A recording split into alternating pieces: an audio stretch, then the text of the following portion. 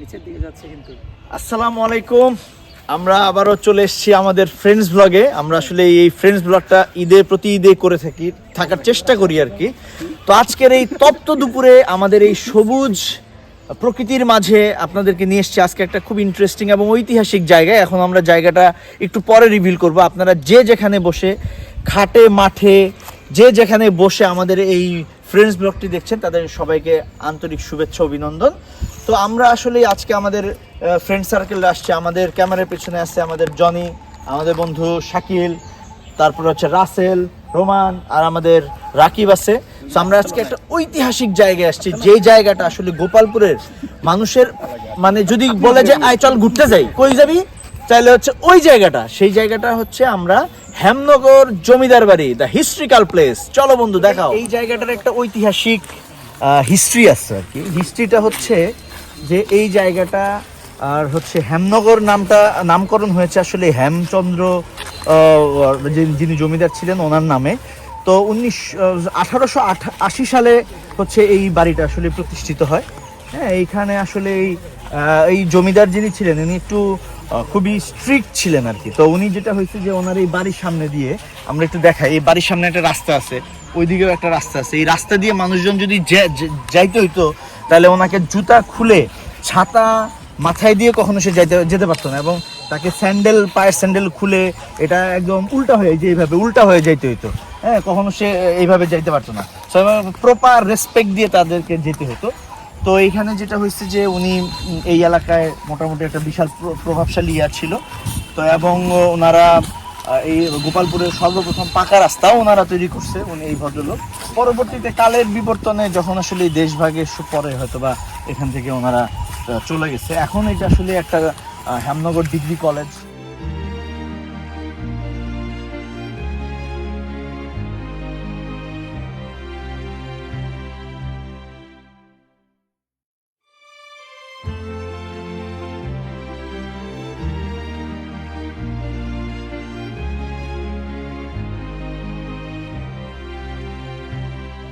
এই দালানটা আসলে সংক্ষেপের নাম আমার বন্ধু রাসেল বললো যে এটা হচ্ছে পরি দালান না, কারণ ওই যে ওপরে আসলে পরির কাজ কারুকার্য করা।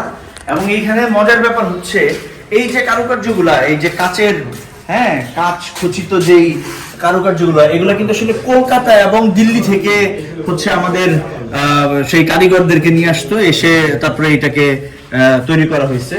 এবং করার পরে তাদেরকে আবার হাত কেটে দিত, এরকম জনশ্রুতি আছে, এটা সত্য না মিথ্যা জানি না। তো তাদের হাত কেটে দিছে যে তারা যেন আর এটা না করতে পারে আর কি, অন্য কোথাও যেন এটা না বানাইতে পারে। বাট এটা আসলে ঐতিহাসিক একটা নিদর্শন। কিন্তু আমাদের বাংলাদেশের যে অবস্থা, আসলে আমরা তো আমাদের ইতিহাসকে সংরক্ষণ করতে জানি না, এই কারণে আমাদের সরকার থেকেও এটার কোনো উদ্যোগ নেওয়া হয় না। তো যে কারণে আজকে এটা অবহেলায় পরিত্যক্ত অবস্থা করে আছে। এই যে রুমটা কত সুন্দর, এখানে রাজার বেডরুম ছিল, এখানে ঘুমাইতো রাজা একসময়। রাজা না ঘুমাইলেও অন্য কেউ ঘুমাইতো।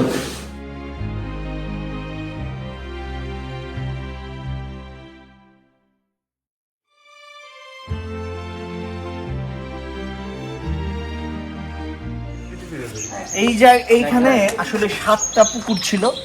তো রাজা যিনি হেমনগরের যিনি জমিদার, ওনার 7টা মেয়ে ছিল, তাদের জন্য ইন্ডিভিজুয়াল 7টা পুকুর দিয়ে দিছিল।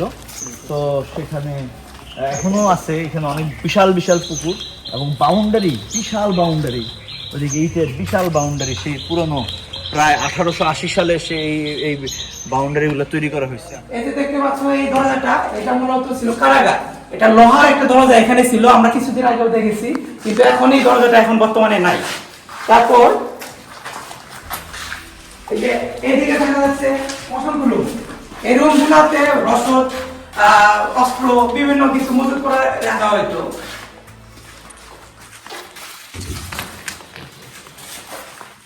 এই যে একটা রুম, এখানে নাকি একটা গুপ্তধনের রুম আছে, এই রুম হ্যাঁ, এটা কি এইগুলো কারাগার ছিল। এটা মানে রসদ ই করা হয়তো আর কি।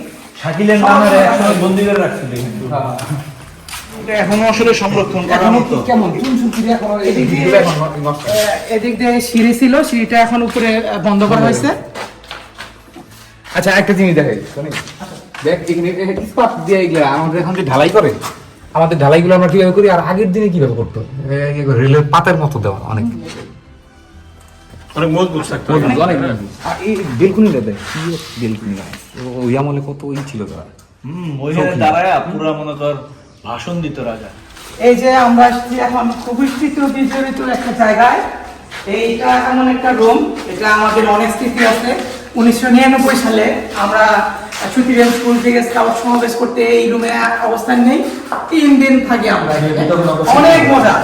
আমরা এখন আছি হচ্ছে আমাদের এই রাজবাড়ির একদম অন্দর মহলের মধ্যে। এটা এত সুন্দর একটা জায়গা ছিল, এটা দেখেই বোঝা যাচ্ছে যে চারপাশ দিয়ে রুম, মাঝখানে একটা ওপেন স্পেস। এখান থেকে হয়তো রাজা এক সময় জ্যোৎস্না দেখতো, বৃষ্টিতে ভিজতো, হ্যাঁ এক সময় এখানে হচ্ছে তারা তারা তাদের মতো করে সময় কাটাতো। কি সুন্দর একটা ইয়া, তারা আসলে কতটা মডার্ন ছিল। কিন্তু এখন আসলে আমরা আর ওই জিনিসটা নাই আমাদের মডার্ন আর্কিটেকচারের মধ্যে। এই যুগে এসে এখানে ব্যাডমিন্টন খেলা হয়।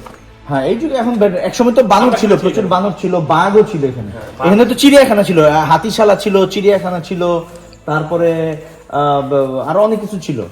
সরি হ্যাঁ, এই চিড়িয়াখানাও ছিল। এখানে হাতি থাকতো, বাঘ থাকতো, হরিণ থাকতো, সবকিছু থাকতো। ঘটনা হচ্ছে যে আসলে এখানে যে আমাদের বন্ধু শাকিল, ওর নানার বাড়ির পাশেই, ওইখানে আসতো, এসে মাঝে মাঝে শুয়ে থাকতো। তারপর সে নিজের মতো করে চিল করতে হন। চিলে কি কি করতো এটা আসলে ওই ভালো জানে। ঠিক আছে, তো এগুলো তুমি আসলে ঠিক করো না। চিল বেশি বেশি আসলে আমাদের ব্যাচ না, শুধু আমাদের আশেপাশে আরো অন্যান্য সিনিয়র ব্যাচ, জুনিয়র ব্যাচ সবাই মোটামুটি যেটা হয়েছে যে কোথাও ঘুরতে যেতে হলেই সবাই বলে কই যাবো, আচ্ছা চলো তাহলে আমরা হেমনগর জমিদার বাড়িতে যাই। কারণ এখানে যে ওপেন সুন্দর পরিবেশ, সবুজ ঘাস, তারপরে হচ্ছে গাছ, সো এটার মাঝে এসে একটু বসলে একটু মনটা প্রশান্ত হয়, একটু ঝিরিঝিরি বাতাস। আজকে আমরা বসেছিলাম মাঠে, বিশাল একটা মাঠ আছে, হ্যাঁ খুব ভালো লাগে আর কি। রাজা নামতেছিল, যেভাবে রাজা নামতো সিঁড়ি দিয়ে, ঠিক সেভাবে নামছে আমাদের বন্ধু শাকিল। এখানে উপরে উঠছিলাম কিন্তু দুর্ভাগ্যবশত যে রাস্তাটা বন্ধ করে দিয়েছে।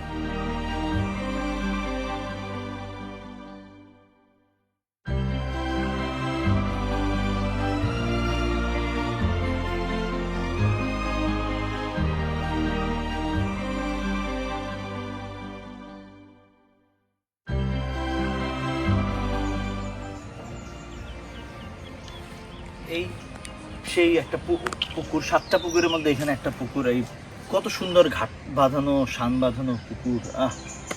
আসলে আগের দিনের মানুষের একটা শৌখিন ছিল তারা, অনেক সুখী। হ্যাঁ এখন আসলে আমরা অনেক বেশি কমার্শিয়াল হয়ে গেছি। কিন্তু এত স্পেস নিয়ে বিশাল পুকুর, বিশাল শান বাঁধানো ঘাট, হ্যাঁ কি সুন্দর পরিবেশ। এরকম একটা কাঁঠাল গাছের নিচে এভাবে বসে আড্ডা মারতেও তো ভালো লাগে, তাই না? এটা ভাগ্যের ব্যাপার। রোজার দিন না হলে এখানে আসলে আমরা কোপ টোপ খাইতে পারতাম, যেহেতু রোজা। ধোয়া উঠতে পারতো। এই যে যারা ধোয়া উঠায় তারা ধোয়া উঠাইতে পারতাম।